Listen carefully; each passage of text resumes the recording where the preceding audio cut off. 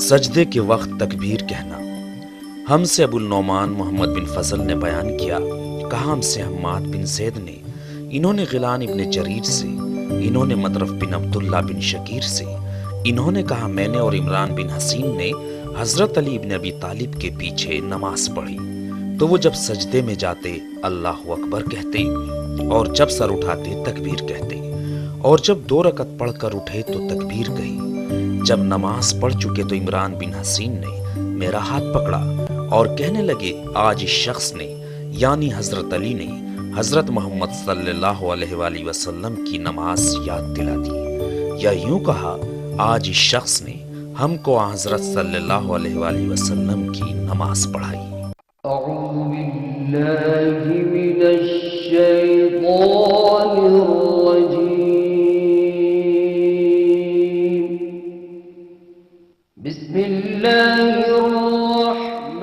देखिए रोजाना सुबह 6 बजे अलिफ टाइम सिर्फ चैनल 1 न्यूज पर। नारी पर हो अब कोई घात, नहीं करेंगे हम बर्दाश्त। बहुत हुई सिसकी और हिचकी, अब टूटी है उसकी चुप्पी, बुलंद हुई उसकी आवाज। खामोश खड़ा क्यों देश समाज, बेखौफ कहो तुम हक की बात। चैनल 1 है तुम्हारे साथ। चैनल 1 न्यूज महिलाओं पर होने वाले किसी भी तरह के अत्याचार की निंदा करता है और हर समय ऐसे अपराध के खिलाफ आपकी बुलंद आवाज के साथ है।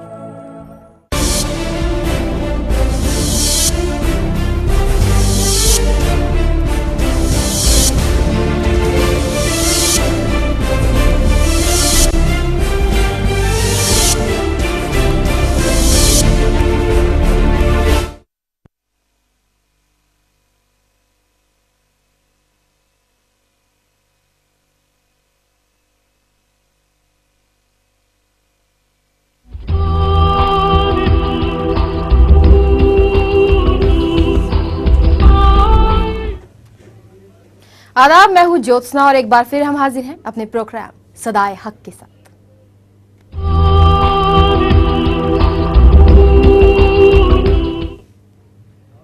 सदाए हक का मकसद क्या है, हम अपने नाज़रीन के सामने क्या पेश करना चाहते हैं अपने इस प्रोग्राम के जरिए, इस पर मजीद चर्चा के लिए, मजीद रोशनी के लिए हमारे साथ स्टूडियो में मौजूद हैं पॉलिटिकल एडिटर इरफान रसूल जी। तो क्या कहेंगे रसूल जी?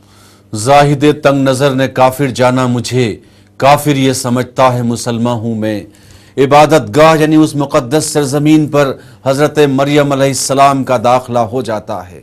जिस तरह सच्चाई की कोशिश और फरमा रवाई की कोशिश और जिस तरह बादशाह के सामने यानी बातिल के सामने हक बुलंद हो रहा है, सदाए हक बुलंद हो रही है।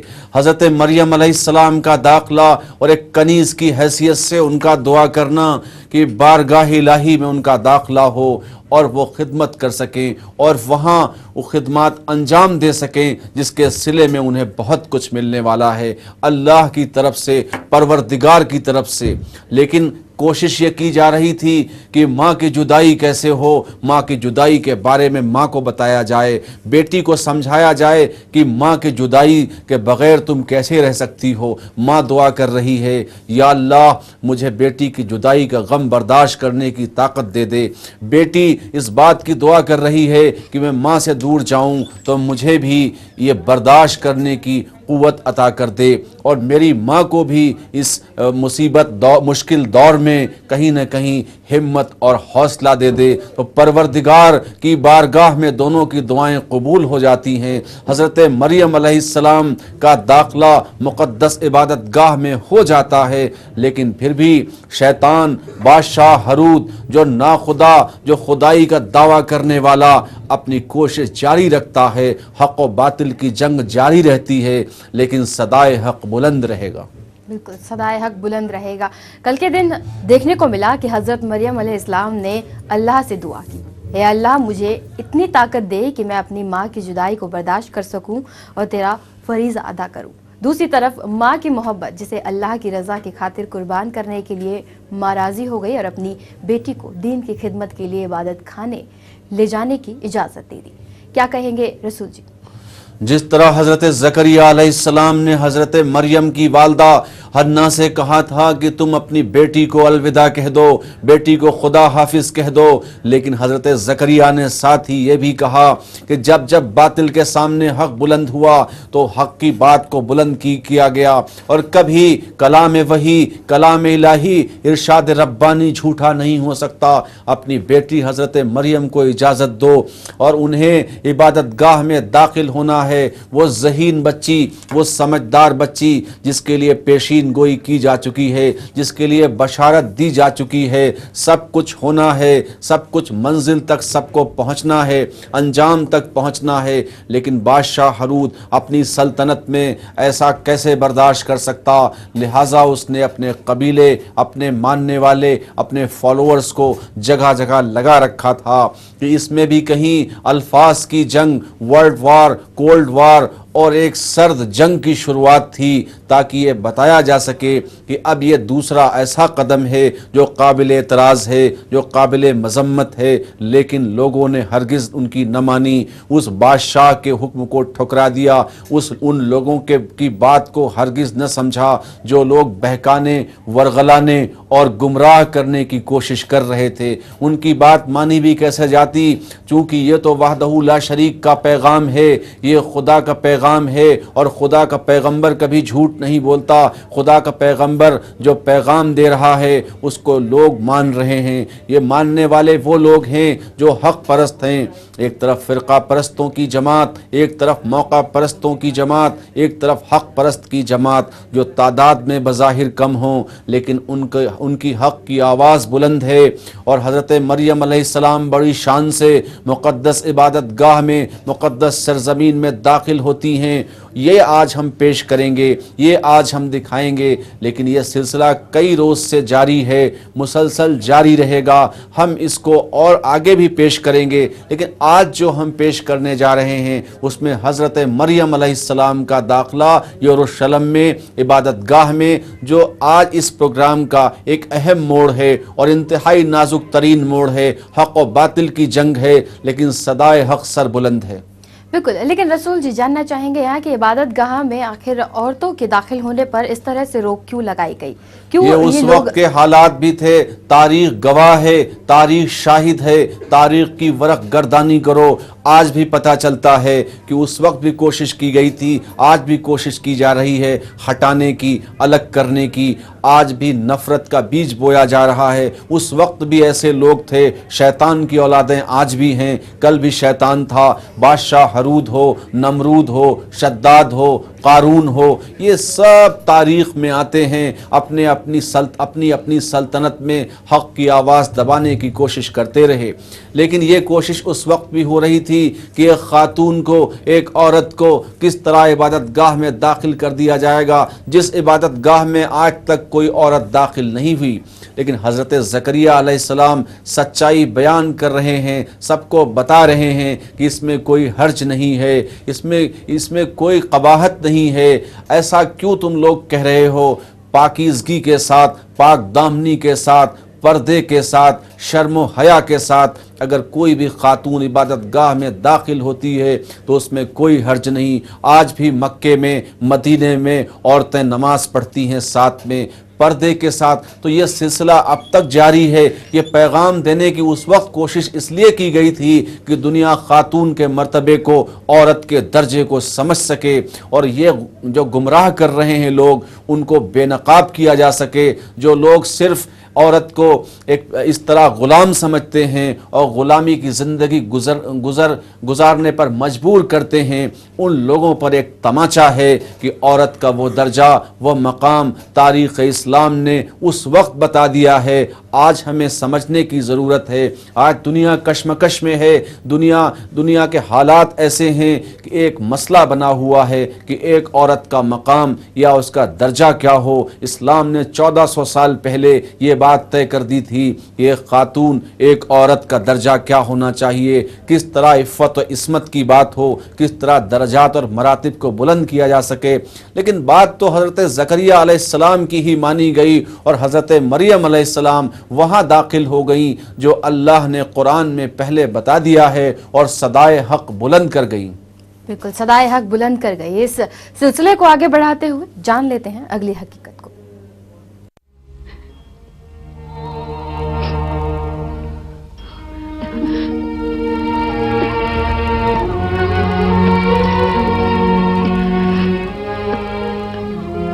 मुझे खुद पर काबू रखना चाहिए।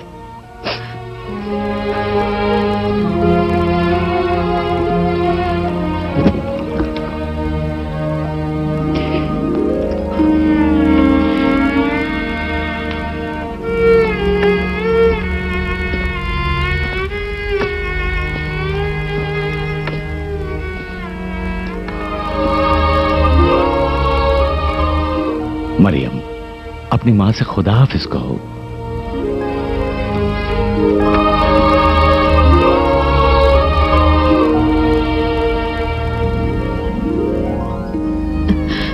मरियम,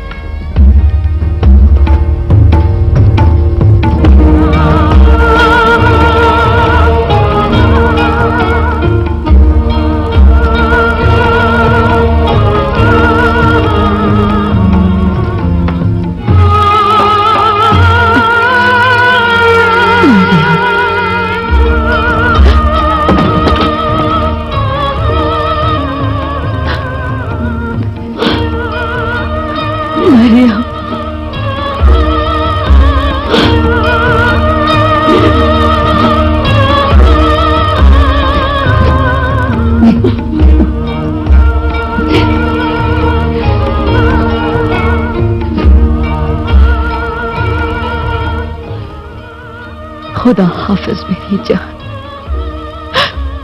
खुदा हाफिज। सुनो लोगों, आए लोगों सुनो, आए लोगों, मरियम आ रही है। आए काहिनो। यहूदी शरीयत का ये हुक्म मुतलक है, ऐसा नहीं। जनाबे सिद्दिया, जकरिया मरियम को इबादत गाह ला रहे हैं। ताज्जुब है। चलिए जाकर देखते हैं। चलो।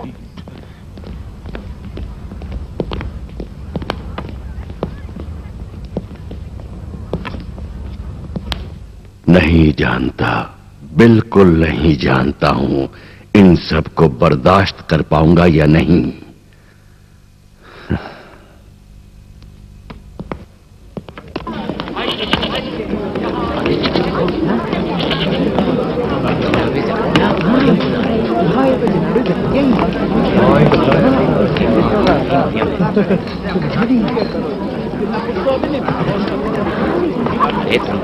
नहीं सुनते हो?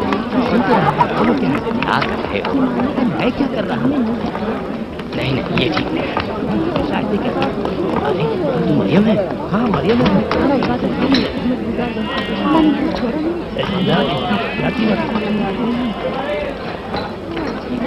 सलाम हो।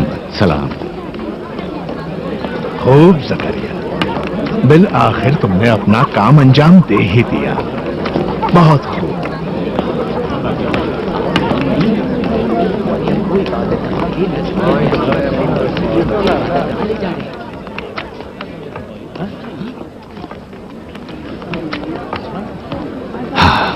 लो पहुंच गए।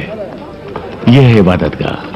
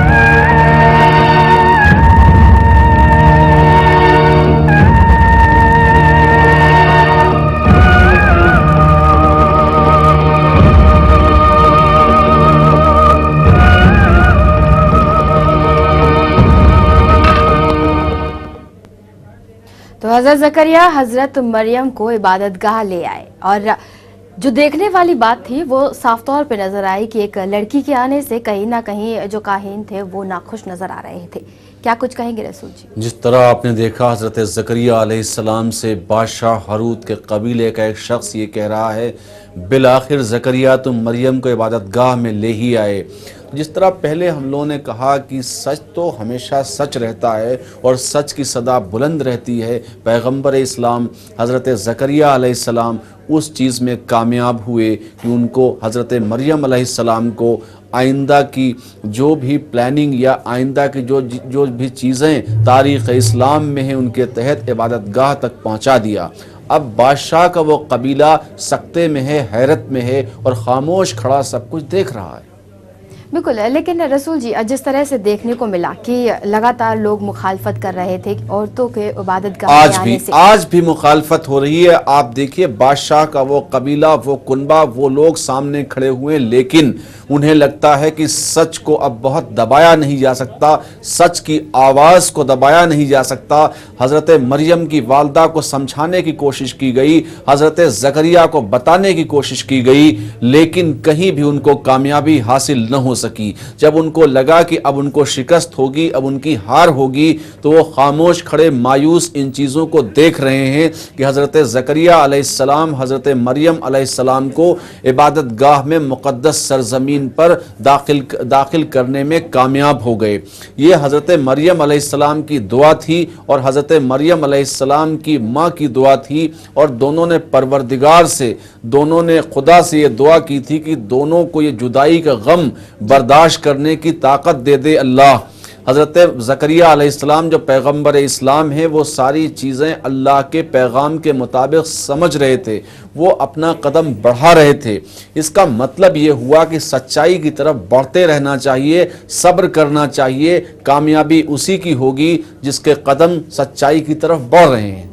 बिल्कुल, लेकिन रसूल जी जिस तरह से देखने को मिला कि कहीं ना कहीं एक औरतों के मकाम को साबित करने की कोशिश की गई। हजरत ज़करिया लगातार अपनी तरफ से कदम उठा रहे थे और उनकी तरफ से जो कार्रवाइयाँ की गई वो कहीं ना कहीं औरतों के हक में ही नजर आई। सदियों पहले ये पैगाम देने की कोशिश की गई कि ज़माना कुफ्र और जहालत पे मुब्तला है। आज ज़माने को एक अंधेरे की तरफ से, तारीकी की तरफ से रोशन दुनिया में लाने की एक बड़ी और अहम कोशिश है जो तारीख से साबित है, कुरान से साबित है।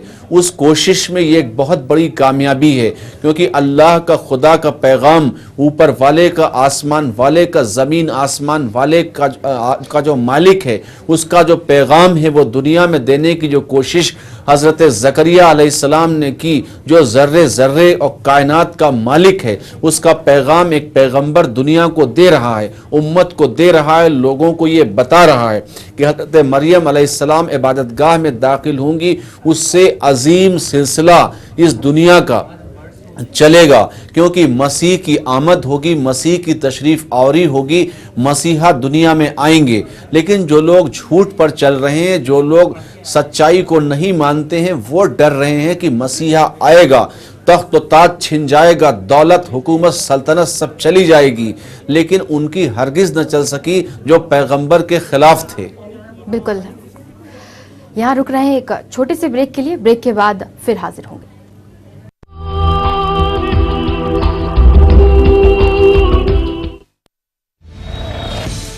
पल पल बदलती सियासत, हर पल बदलते मुद्दे, सड़कों पर उबलता आक्रोश, संसद में मचता कोहराम और हलचल सत्ता के गलियारों की।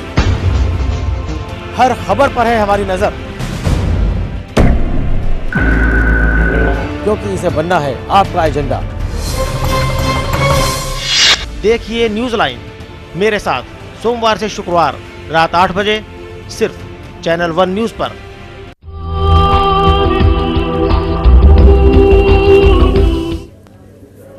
ब्रेक के बाद हम दोबारा हाजिर हैं। आगे बढ़ने से पहले एक बार फिर से रूबरू हो जाते हैं पॉलिटिकल एडिटर इरफान रसूल जी से। क्या कुछ कहेंगे इबादतगाह में चैनल 1 न्यूज का एक पैगाम अगर ये कहें कि दुनिया में फैली हुई जो बुराइयां हैं, नफरतें हैं, दुश्मनी है, उसको इस रोशनी में, कुरान की रोशनी में पेश करने की एक अहम कोशिश जो भारत के इतिहास में शायद पहली बार किसी टीवी चैनल ने दिखाने की और बताने की कोशिश की है कि औरत का मर्तबा और मकाम दुनिया में क्या होना चाहिए और तारीख़ इस्लाम में औरत का मर्तबा क्या है। चैनल 1 की ये अहम कोशिश है।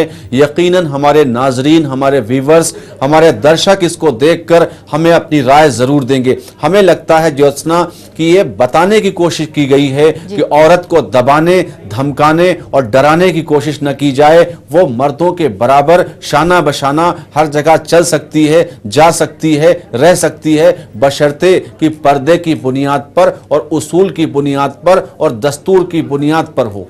बिल्कुल। तो आइए आपको लिए चलते हैं इसी सिलसिले की अगली हकीकत की तरफ।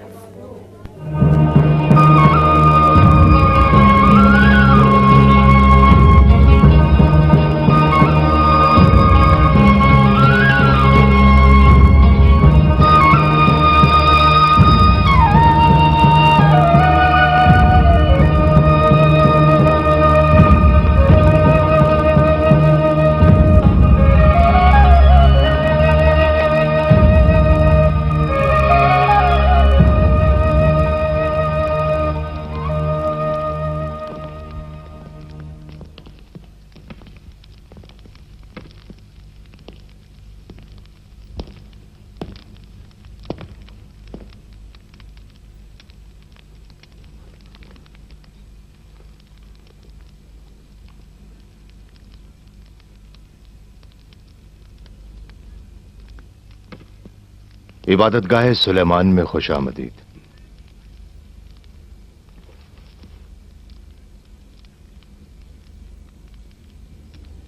डरो मत मरियम,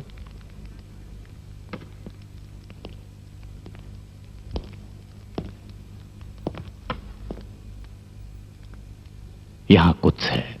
ये जगह काहिनों की इबादत की जगह है। तुम दाखिल होने का हक नहीं रखती, समझ गई मरियम? हाँ। चलो।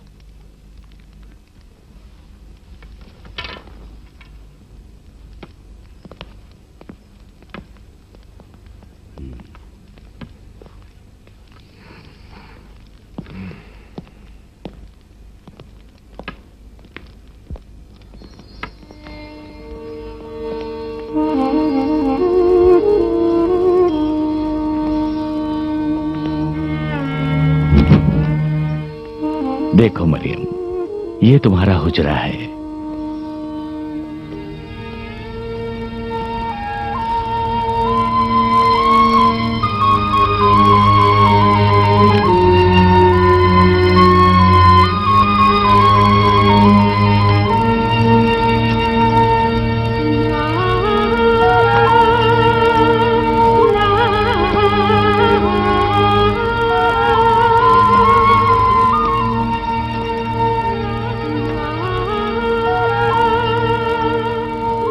इबादतगाह में खुशामदीद मरियम।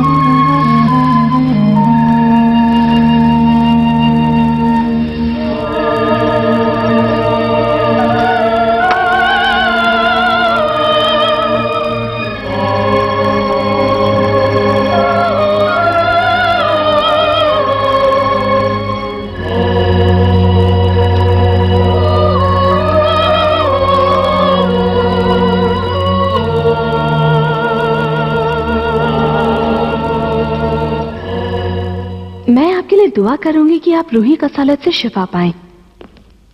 आइए किसी रोज हमरा इबादतगाह चलते हैं, शायद वहां आपको आराम नसीब हो। इस महल की परेशानी से दूर आपको सुकून हासिल होगा। इबादतगाह उन झूठे और धोखेबाज काहिनों से क्या शिफा मिलेगी? ज्यादातर मुश्किलात उन्हीं की वजह से है। लेकिन कहते हैं कि कोई आया है जिससे इबादतगाह में एक नई ताजगी पैदा हो गई है। किसकी बात कर रही हो? कहते हैं उसका नाम मरियम है। मरियम? इमरान की बेटी ना? मेरी अजीज मिरियाम, आखिर इस 6 साला बच्ची से क्या सरजद हुआ है कि हमारी खलवत में भी खलल डाल रही है? ये बातें आवाम के लिए भाई से खुशी है, तुम्हें इससे क्या? देखो मिरियाम, क्या अब वो वक्त नहीं आ गया है कि उन अकायद को छोड़कर अपने बारे में गौर व खौस करें? मेरी शिद्दत मोहब्बत से तुम आगाह हो और जानती हो कि सियासत की बिना पर तुमसे शादी की थी, फिर असीर बन गया। लेकिन अब तुम मेरी तरफ मोहब्बत से मुस्कुराने से भी परहेज करती हो।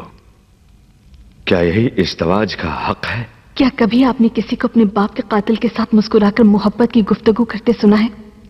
अगर चाहे तो भी अपनी नफरत पर गलबा नहीं पा सकता। मगर मैं इस मोहब्बत से बेजार हूं, जबकि मैं इस जिंदान की 4 दीवारियों में कैद हूं। अपने जिंदान बांध से क्या करूं? ऐ काश मैं आपसे मोहब्बत कर सकती।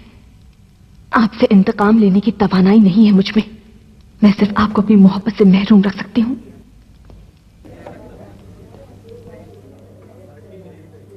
तो हजरत मरियम अलैहिस्सलाम इबादत गाह में दाखिल हो गई, लेकिन बेशक से वो वहां नहीं जा पाई जहां पर काहिन इबादत करते थे। उन्हें एक गौशा फरमाया गया जहां पर वो उन्हें रहने की एक जगह दी गई। यहाँ पर क्या कुछ कहेंगे रसूल जी?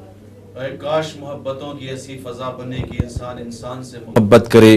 जिस तरह आपने देखा कि बादशाह और बादशाह के कबीले ने उनको यहाँ भी तरह तरह की अजियतें देने की कोशिश की, लेकिन दूसरी तरफ एक पैगाम है, लोगों में खबर है कि कोई वहाँ आया है जिससे ताजगी बढ़ गई है, जिससे रौनक बढ़ गई है, जिससे उस इबादतगाह की अजमत बढ़ गई है। लेकिन लोग अभी इस बात को कबूल नहीं कर रहे हैं। मुझे लगता है रफ्ता रफ्ता इस बात को कबूल करेंगे।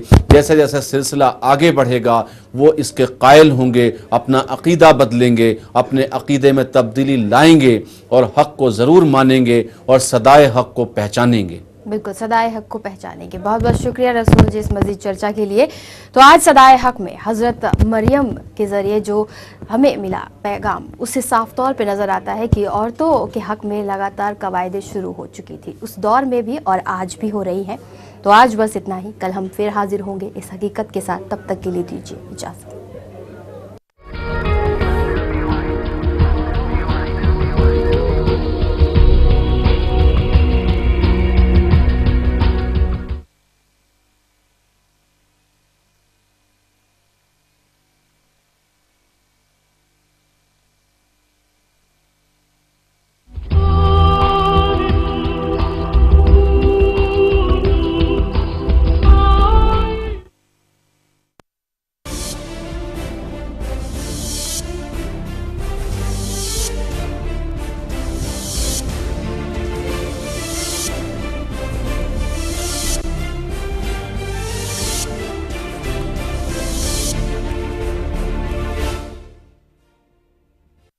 सजदे के वक्त तकबीर कहना।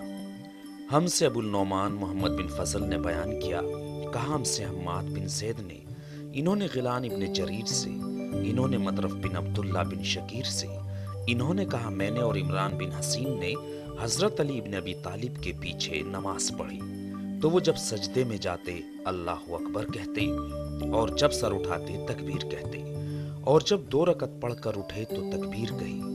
जब नमाज पढ़ चुके